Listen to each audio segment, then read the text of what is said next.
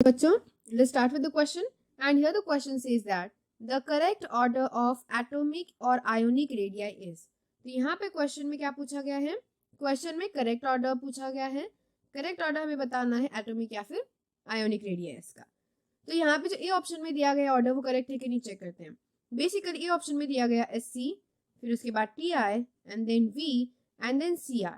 ये जो ऑर्डर दिया गया है that is the only correct order. Only the correct order.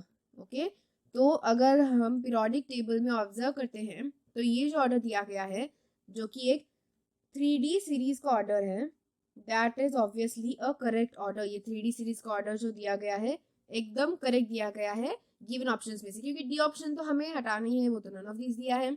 बच्चे A, B एंड C, तो उसमें से A जो दिया है एकदम करेक्ट ऑर्डर दिया गया है. फिर B और C जो रॉन्ग दिए गए हैं उन्हें भी हम करेक्ट कर लेते हैं.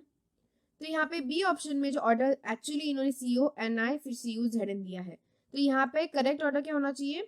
It should be ZN then CU और फिर CO और NI का नियरली इक्वल आता है, यानी कि एटॉमिक रेडियस नियरली इनका इक्वल है.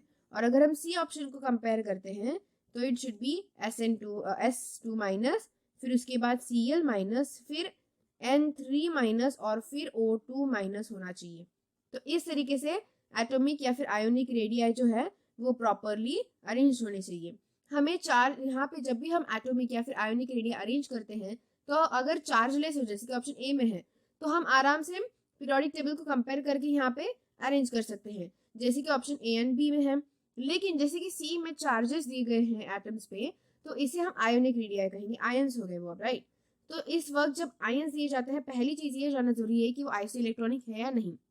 अगर नहीं है तो फिर सबसे ज्यादा चार्ज किस पे है, चार्ज के अकॉर्डिंग और पीरियोडिक टेबल में जो भी उनका लोकेशन है उनके अकॉर्डिंग फिर हमें इनको जो आयोनिक रेडियस होता है वो प्रॉपरली अरेंज करना होता है. सो जब भी अगर कोई चार्ज होता है यानी कि आयंस होते हैं, so first we have to observe that कि वो आइसो इलेक्ट्रॉनिक है या नहीं. तो फिर हम आराम से जैसे लोकेशन दिया गया उसके अकॉर्डिंग कर सकते हैं. अगर आइसो इलेक्ट्रॉनिक नहीं है तो what should be the correct order वो हमें सही से जानना बहुत जरूरी होता है, क्योंकि नेगेटिव और पॉजिटिव चार्ज में चार्ज की वजह से जो रेडिया है वो चेंज होता है. सो यहाँ पे तो करेक्ट ऑर्डर हमारा ए ऑप्शन में है, इसीलिए ए ऑप्शन हमारे यहाँ पे करेक्ट आंसर आएगा. So I hope you got the answer very well. Thank you and all the best.